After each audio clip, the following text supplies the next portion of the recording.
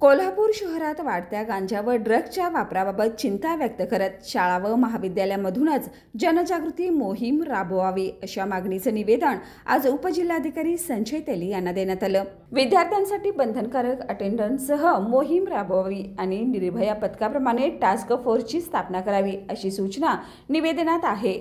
उपजिल्हाधिकारी तेली यांनी लवकरच शाळा कॉलेजना सूचना दिल्या जातील असं आश्वासन दिले। यावेळी युवासेना जिल्हा प्रमुख मंजित माने, शहर प्रमुख ओंकार मंडलिक, अमित बाबर, सनराज शिंदे यांच्यासह अनेक कार्यकर्ते उपस्थित होते।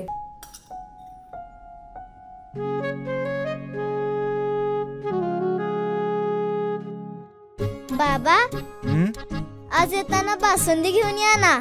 अगं, कालच आपण आईचा वाढदिवस होता म्हणून आणली होती ना। ऐकलं?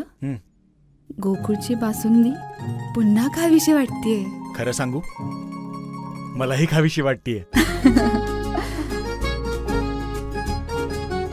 पुन्हा पुन्हा खावीशी वाटणारी गोकुळ बासुंदी।